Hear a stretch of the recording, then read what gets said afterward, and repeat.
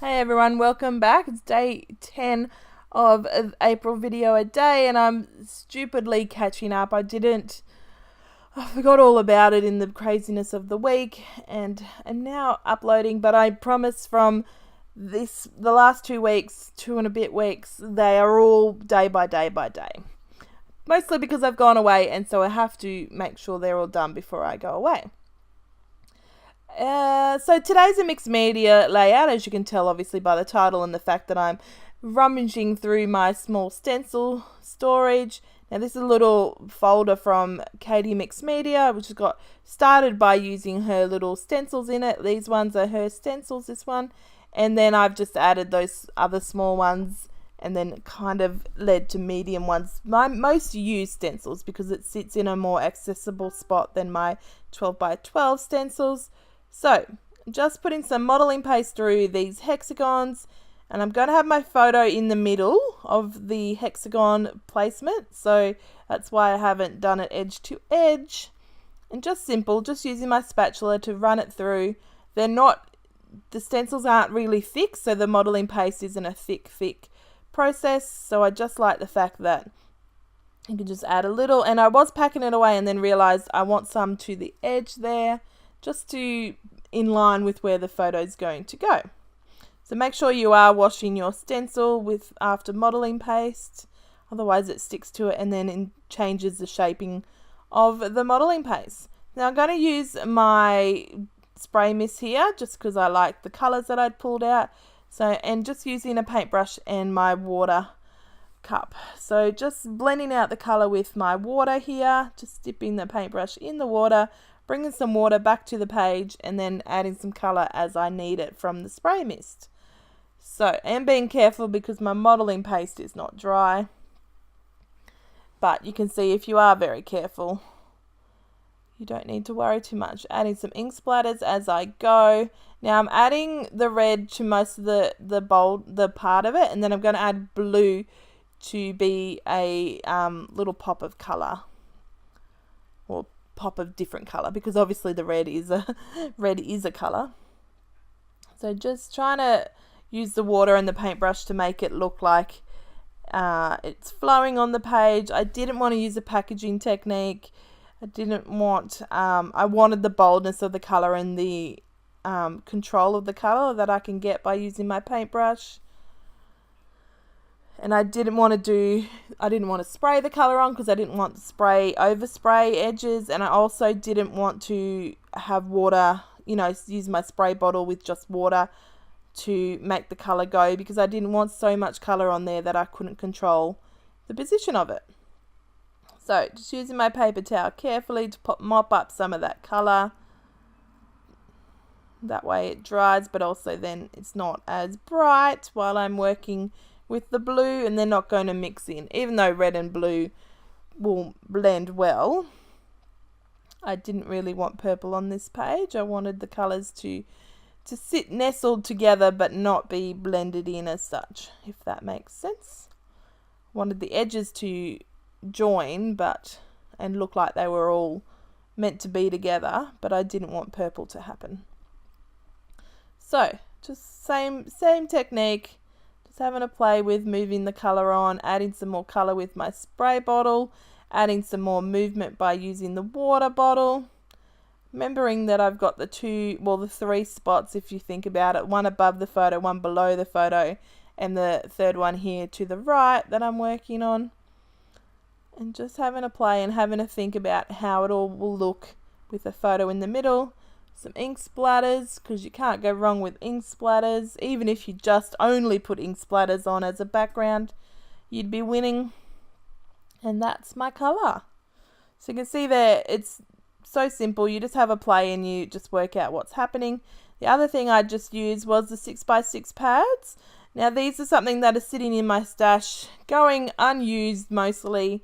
So I figured I would challenge myself to use it as a stash busting. So not only is this a video about mixed media, it's a stash busting one. And we are, on the right path when we're doing stash busting, I think. So just going through this Amy Tan packet, and I pull out a row of those cameras. The red and the blue are just the perfect colours. and then going through this Simple Stories one and pulling out some other paper for layering there. So my mixed media page is off drying while I do this layering. So I've got a double photo there of my son, just made in PicMonkey I was using at this stage. I now do use Photoshop because I've used it for a few other things. So I'm just going to start with a plain red border around the whole photo. And you know, if you've watched any of my other videos, that I do love to layer behind my photos in a more haphazard, random kind of a way. So here I turned it over and realized it was the perfect pattern. So on goes this black just at the top. And you can see already, even if you just left it like that, that would be a nice little photo mat. But it's me, and I will not often, I don't think, maybe not even ever, maybe, I can't remember, stopped at just 2 layers. So on it goes, a full mat, and then I rip it down the bottom, although it's not a full because it's not on the right side there. I'm going to add some of this blue here, and I'm using the border, the what's that called, the branding strip, just covering that middle hole where the paper pad had the hole, and just having that, so it looks like I've used 2 pattern papers on that layering piece. So that's fun. And I haven't decided if I wanted those 2 in the background, so I haven't committed to them yet. I think it might be too much, but I'm coming back to my photo now, remembering to cut out those cameras just slightly so that I could keep them and remember to use them as ephemera. And just mopping up the blue. I should have mopped it up before I set it aside to dry, but I wanted that blue to soak into the page so the pigment was there rather than it being really light. That's okay. Mop it up a little and dry it a little just to make sure. Just, yeah,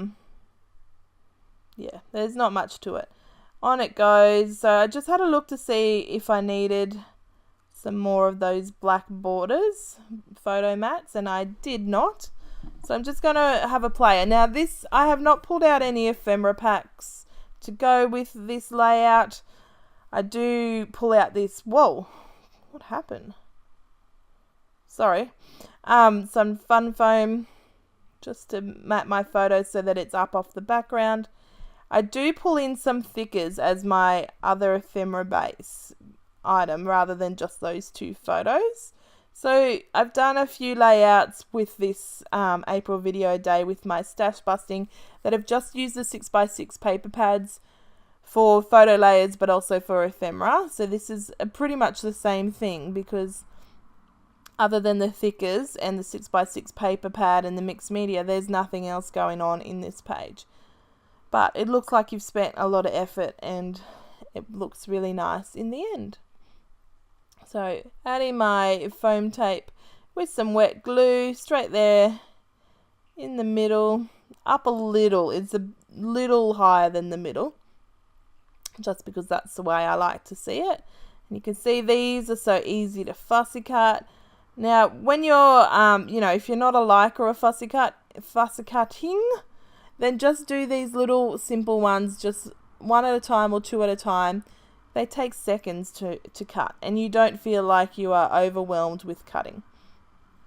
So I thought I'd keep 1 to the photo mat and 1 to that side, and I'd use this little strip here as some washi, but then I quickly decide that they're going to go over this side. So just cutting, I use that little strip of paper as like a washi, just as a base, so that it was not just floating, this cluster's just not floating in the air. And here's where I pull out these thickers. So these are some rose gold glitter thicker sticker foamy things, and this one's obviously says smile. And this is going to be my title. Now my son's in a box, and that's why he let me take a photo. He was in a bit of a silly mood, and so I've kept them together. 1 is a close-up, and 2, the second one is you can see he's in the box. So there you go. Look, so I didn't need that washi strip after all, but I just used the blue as a base to cover in that word smile, sort of like a cut file. I figured it needed a bit more of the rose gold, and luckily these thickers have some of these icons. So I've got this arrow here, so that just balances out. So I'm going to have the cluster to the top of my photo, and then the cluster to the right there where the word smile is. And I put these cameras down, sorry, not photo camera, just there, and then the blue one, when I can find it, it's going to go above, just so that it is building out that cluster. And there's not much more to it, so it ended up really simple and lovely. I think sometimes we can over design pages, or not over design, we take a lot of time and put a lot onto our pages and they look lovely, and other times it's really nice to just step back and do something simple, especially if you're using your stash. If you're using your stash and not using something new, it can be sometimes that point of I'm not liking these as much as I'm liking all my new stuff, but I know I need to use it, and if all that pressure and all that, all those feelings. So it's nice to just get something done and say, okay, I might not have used 20 different things in my stash, but I've used a few things, and every step is a step towards. So using that white little leather bow from Amy Tan, and then these little chipboard words that I've got from years ago in a hip kit, and then there's these resin stars that I add to the page, just as some little sprinkles. You don't need too much, but you can see these little clusters are just cute little clusters that draw your eye to them. And I wondered if I needed that button. I like the color of it. The tone just went really nicely with the blue, so it's going to go there. And these little boxes, I've just got a couple of boxes of 3D embellishments that I'd taken away on a retreat last year with me, and I've just kept them there because it's a smaller amount of my stash of those items to go through than my big amount that I've got in my drawers. So it's sometimes nice to just pull it out, open it and look at it and see what I can pull out, like I have today. So adding another button on the other side there, using another chipboard word. Does it stay there? Apparently it does. I don't think that, looking at it now, I'm like, do I really need it? But I guess I needed to balance out the wood veneer. Anyway, here's the finished layout, and I'll catch you tomorrow. Bye. Bye.